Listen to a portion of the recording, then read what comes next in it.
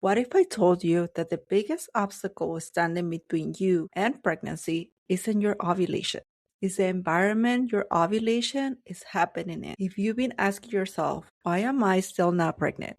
Or wondering if IVF is your only option, today's episode may completely change the way you think about fertility. I'm going to show you why chronic inflammation could be quietly interfering with your body's ability to conceive. 3 practical things you can start changing this week, and why the goal isn't to force your body to ovulate. It is to create the conditions where healthy ovulation can happen naturally. So grab a notebook, let's dive in.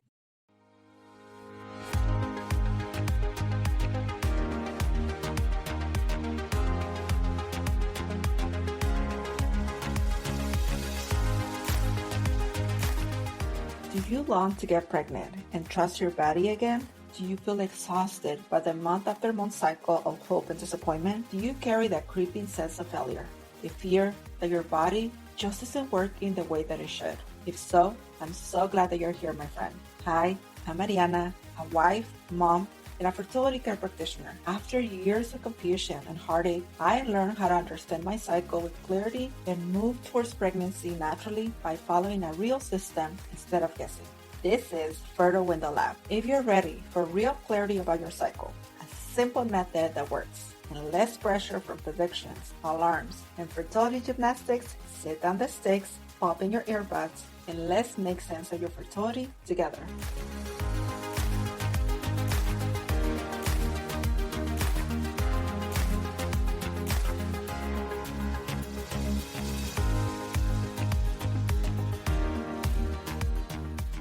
About 10 years ago, I wasn't thinking about inflammation. I wasn't thinking about metabolism or blood sugar. I certainly wasn't thinking about fertility or the intricate ways our body systems communicate with one another. I was simply a mom trying to help her baby. My daughter was just a few months old, and what started as feeding difficulties because of a tongue tie quickly became something much bigger. She developed tremor episodes, blood in her stool, and recurring thrush, which is a yeast infection in the mouth that keeps coming back no matter what we try. As any other mother would, I started looking for answers. Before long, we had a whole team of specialists involved. We were seeing an ENT for her tongue tie, a gastroenterologist for the blood on her stool, an allergist, and even a neurologist because of the tremors. Every doctor was looking carefully at one piece of the puzzle, but no one seemed to be looking at the whole child. As the appointments piled up, so did my questions. The testing continued, but the answers didn't. One specialist suggested a feeding tube. Another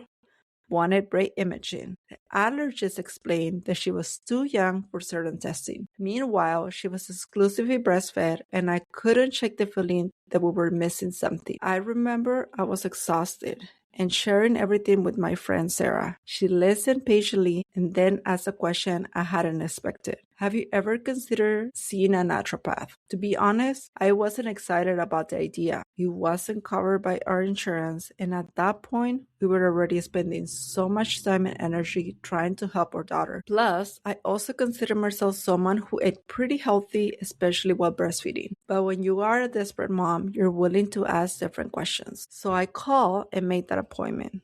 Consultation was unlike anything I had experienced before. The recommendations centered primarily around changing my diet. And I remember thinking, what does my diet have to do with my baby's symptoms? Still, I was asked to commit to those recommendations for just 21 days. Within a few days, something remarkable happened. The blood on the stool stopped. The tremor episodes became less frequent. She started sleeping better, and the recurring thrush never came back. I kept every appointment with her medical team because I wanted to understand what was happening. While no one could fully explain why she had improved so dramatically, every specialist celebrated her process and encouraged me to continue doing whatever was working. Within a few months, the symptoms that had once consumed our lives were gone. Today, she's a healthy, thriving 10-year-old. She's bright, full of life, and if you ever listened to this podcast before, she's actually the sweet voice that reminds you to leave a review at the end of each episode.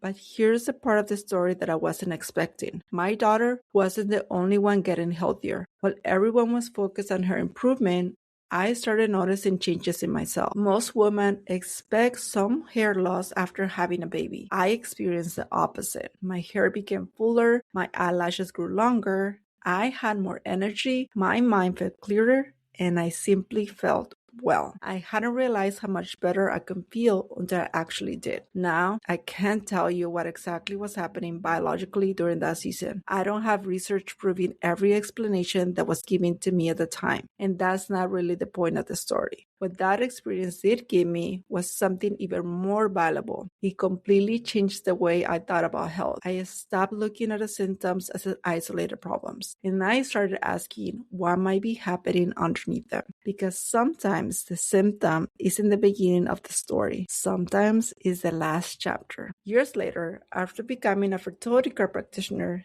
studied restorative reproductive medicine, expanded my training in metabolic health, and deepening my understanding of how our body functions as interconnected whole, I realized something. The lesson I learned as a young mom is the very same lesson I now teach women who are trying to conceive. We often focus on the symptom: irregular cycles, low progesterone, poor ovulation, infertility. But what if those aren't the real problem? What if they're messages? What if they're inviting us to ask a better question? And that's where today's episode begins. Because it might not be an ovulation problem. It could be an inflammation problem. Now you might be asking, what does this have to do with my fertility? Last week, we talked about everything your body has to do to coordinate before healthy ovulation can happen. If you missed that episode, I encourage you to go back and listen, because today's conversation builds on it. Today, we're asking a different question. What gets in the way are all those systems working together? One of the answers is chronic inflammation. Now, before you tune me out, because inflammation has become another wellness buzzword, stay with me. I'm not here to tell you that inflammation is the reason for every fertility struggle, but I'm here to tell you that if your body is constantly dealing with the necessary burdens, it has fewer resources available to do the incredible complex work of creating a new life. Remember, healthy ovulation isn't something you force. It's something your body allows when the conditions are right. So let's start.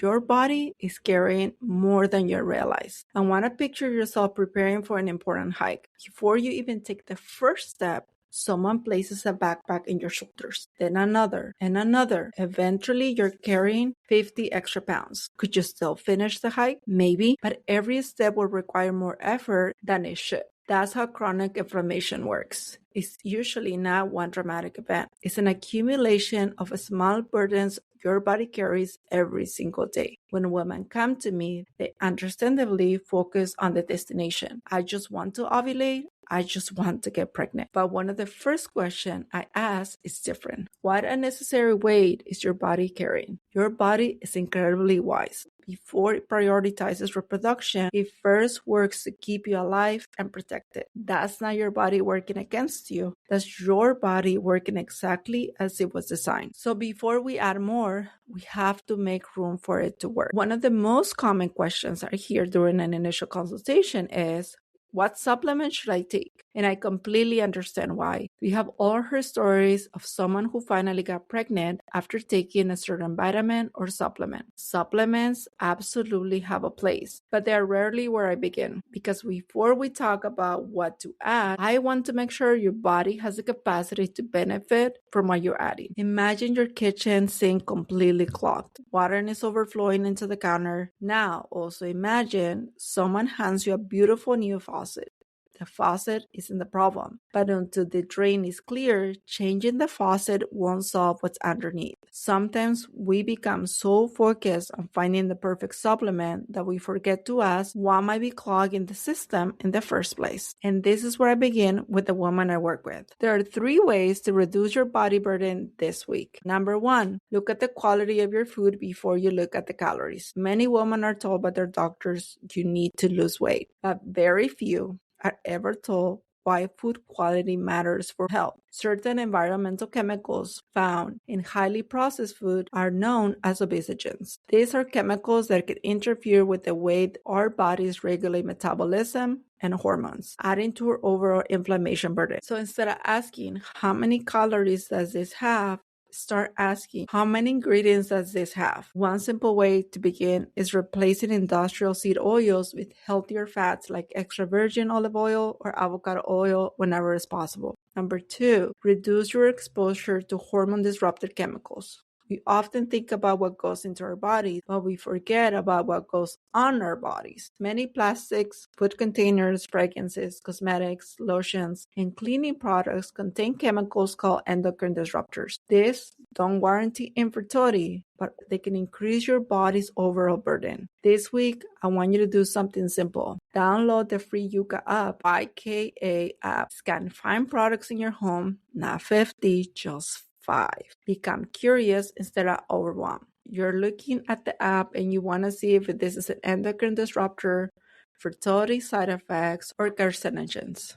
I also have a free resource link called Toss the Toxins, and I'll link it here in today's show notes if you'd like to learn more. Number 3, give your body more signals of safety. Healing isn't only about what you remove, it's also about what you consistently give your body. Prioritize sleep, eat enough protein, go for a walk after dinner, spend time outside, laugh, connect with the people that you love. They are powerful biological signals that tell your nervous system you are safe. And our hormones love that, especially progesterone. And a body that feels safe is much more likely to shift its resources towards healing and reproduction than one that constantly feels like it's fighting to survive. Here's what I have seen over and over again in my work as a fertility care practitioner. When women begin reducing the necessary burden that our bodies have been carrying, not chasing perfection, but making intentional changes, we often begin seeing improvements reflected right on their cycle within about 60 days. Healthier cervical mucus, ovulation becomes consistent.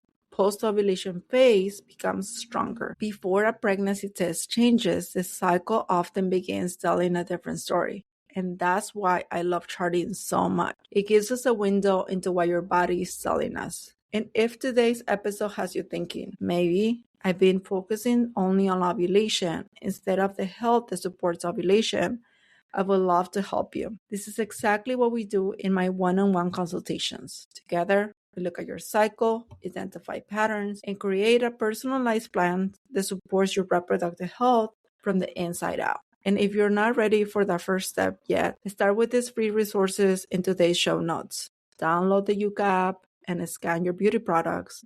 Take the Toss the Toxin course. The link is in the notes. And choose a small change this week. Because restoring your health isn't about doing everything at once. It's about consistently removing the obstacles that makes your body job harder. And remember, your body isn't working against you. It's communicating with you. The more that we learn to listen, the better equipped you'll be to support the incredible work your body was designed to do. Hi, my mom is a fertility helper. If this episode has helped you or if you feel a little more hopeful, leave a review. She'll love it. Hi, DTC Warrior. I hope you enjoyed today's episode. If so, please leave a 5-star written review on Apple Podcasts. It truly helps to get this show into ears of more women who need it. And be sure to sign up for my weekly encouragement, tips, and insights straight to your inbox. I promise to keep it practical, hopeful, and faith-friendly. All right, I'm off to tacos, chocolate, and chart my cycle. I'll meet you back here next week. Bye.